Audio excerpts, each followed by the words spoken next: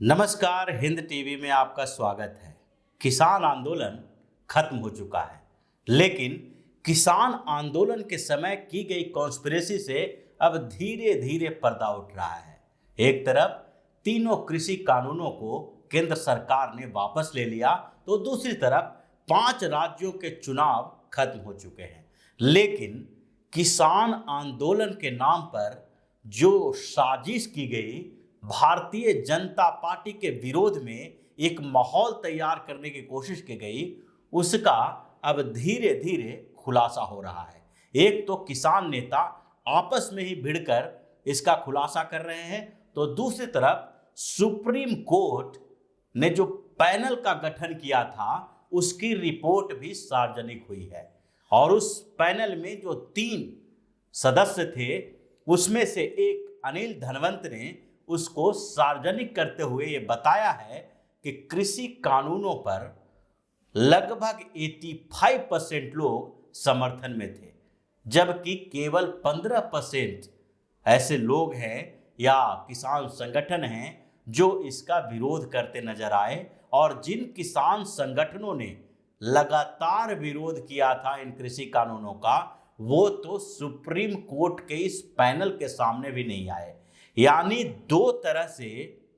एक ही मुद्दे पर खुलासा हुआ है। एक, सुप्रीम कोर्ट के पैनल ने किसान आंदोलन की सच्चाई बताई है, तो दूसरी तरफ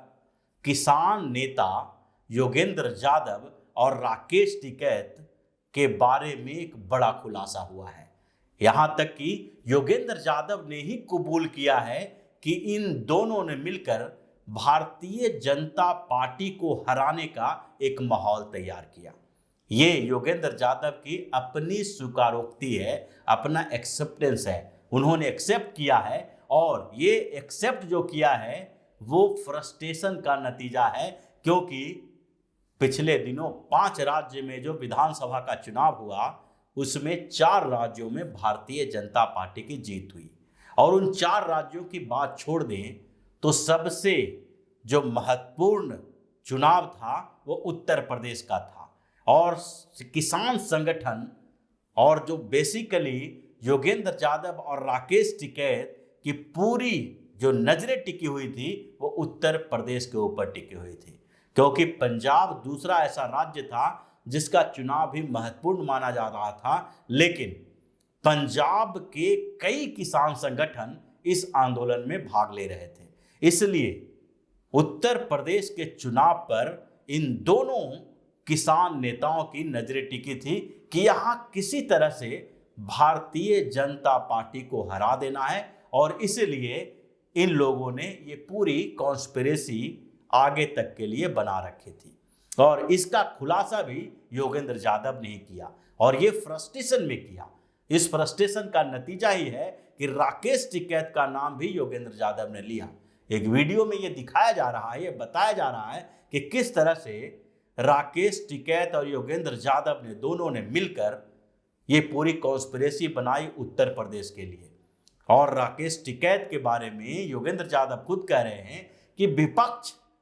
इस पूरे माहौल का फायदा नहीं उठा पाई है। अगर विपक्ष पूरे माहौल का फायदा उठाती तो भारतीय जनता पार्टी को उसी तरह से इस चुनाव में हार का सामना करना पड़ता जिस तरह से पश्चिम बंगाल के चुनाव में उसे हार का सामना करना पड़ा। ये किसान संगठन के नेता पश्चिम बंगाल के चुनाव में भी ममता बनर्जी के लिए बैटिंग करने गए थे। इन लोगों ने ये दिखाने की कोशिश की कि पूरे देश में भारतीय जनता पार्टी के खिलाफ एक माहौल बन रहा है। हालांकि इन लोगों का पश्चिम बंगाल के चुनाव पे कोई बड़ा प्रभाव नहीं था, लेकिन इन्होंने कोशिश यही की कि किसी तरह से पश्चिम बंगाल के लोगों को ये बताने में सक्षम हो सके कि भारतीय जनता पार्टी सिर्फ यही नहीं बल्कि दूसरे राज्यों के चुनावों में भी मुश्किल में आ सकती है। और ये नैरेटिव जो बनाने की कोशिश की जा रही थी, जब पश्चिम बंगाल चुनाव में ममता बनर्जी की जीत हुई तो इन लोगों को लगा कि इन्हीं के नैरेटिव की जीत हुई है, और इसलिए उसको उत्तर प्रदेश के चुनाव में आजमाने की कोशिश कर रहे थे। और योगेंद्र यादव ने एक्सेप्ट किया है कि इन लोगों ने पूरी फील्डिंग तैयार कर रखी थी, किसानों को समझाने में कामयाब हो गए थे कि भारतीय जनता पार्टी की सरकार उनके खिलाफ काम कर रही है, लेकिन विपक्ष और बेसिकली उत्तर प्रदेश के विपक्ष का मतलब समाजवादी पार्टी सही तरीके से फील्डिंग नहीं कर पाई और भारतीय जनता पार्टी को हरा नहीं पाई। अब सवाल ये उठता है कि आखिरकार चुनाव खत्म हो चुके हैं और उसके बाद किसान आंदोलन भी खत्म हो चुके हैं। बात यहां तक है कि कृषि कानूनों की वापसी भी हो लगी चुकी है, लेकिन क्या इसके बावजूद, मुद्दे खत्म हो जाने के बावजूद, उस साजिश पर से पर्दा नहीं उठना चाहिए जिस साजिश के कारण भारतीय जनता पार्टी ही नहीं पूरे राजनीतिक जो स्थितियां हैं वो प्रभावित होती रही है। और अगर ये साजिश से पर्दा नहीं उठेगा तो फिर आगे इनके इसी तरह के कामों का नतीजा क्या हो सकता है। इसलिए जरूरी है कि इन मुद्दों पर चर्चा होनी चाहिए और बताया जाना चाहिए, सोचना चाहिए कि आखिरकार जो 2 सालों तक किसान आंदोलन चले, अगर वो एक राजनीतिक स्टंट था जैसा कि योगेंद्र यादव कह रहे हैं और जैसा कि सुप्रीम कोर्ट के पैनल में स्पष्ट तौर पर कहा गया है कि जो 266 किसान संगठनों को सुप्रीम कोर्ट के पैनल ने अपने पास बुलाया था, लेकिन उस 266 किसान संगठनों में केवल 73 किसान संगठन आए और उसमें से 66 किसान संगठनों ने पूरी तरह से तीनों कृषि कानूनों का समर्थन किया। यानी कि सुप्रीम कोर्ट के पैनल का मानना है, जो उसकी रिपोर्ट्स है, उस रिपोर्ट्स में यह कहा गया है कि 3,85,00,000 के प्रतिनिधित्व करने वाले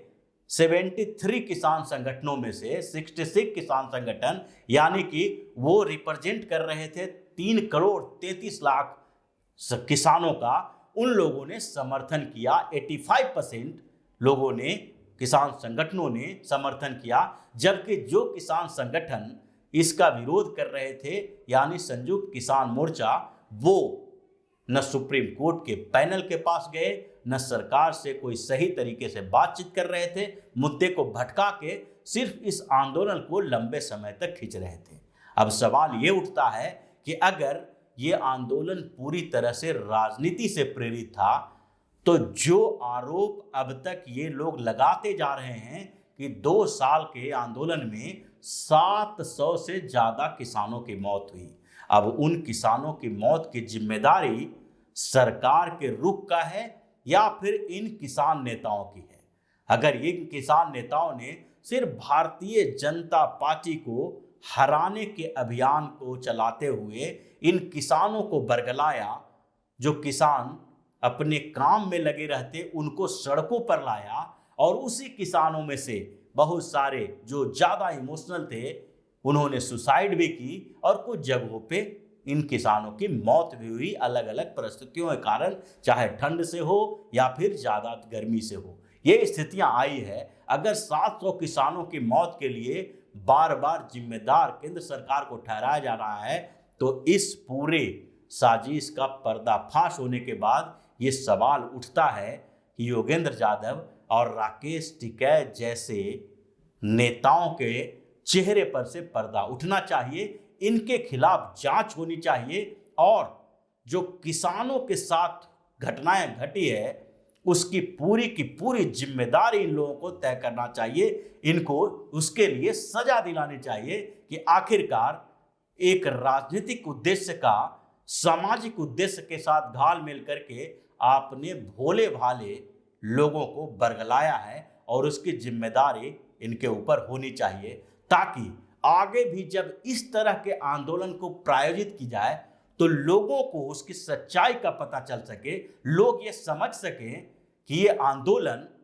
उनके फायदे के लिए नहीं है, ये आंदोलन सामाजिक सुधार के लिए नहीं है, आर्थिक व्यवस्था में सुधार के लिए नहीं है, किसी समूह के विकास के लिए नहीं है, बल्कि इसका पूरा का पूरा उद्देश्य राजनीतिक है। क्योंकि प्रेशर ग्रुप के तौर पर ये दूसरे पार्टी के लिए काम करते हुए सत्ता से दूसरे छोर पर जाकर बैठने के लिए ये लोग एक कॉन्स्पिरेसी कर रहे हैं, जिसका पूरा उद्देश्य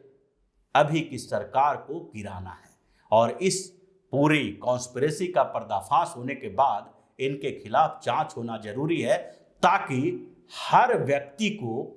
किसान संगठनों को इनके असली चेहरे की जानकारी हो सके। तो इसी तरह की खबरों के साथ फिर से हाजिर होंगे। तब तक के लिए बने रहिए हमारे साथ और देते रहिए हमें सहयोग, ताकि इसी तरह की खबर लाते रहें। धन्यवाद। अगर आपको हमारा वीडियो पसंद आया हो तो इसे लाइक करें, इस चैनल को सब्सक्राइब करें और हाँ, बेल आइकन भी दबाएं, ताकि आप तक हमारे वीडियो की नोटिफिकेशन पहुंचते रहें। हमसे जुड़े रहने के लिए अपने सुझाव हमें कमेंट बॉक्स में देते रहें। हमें आपके सुझाव का इंतजार रहेगा। हमारे साथ जुड़ने के लिए धन्यवाद।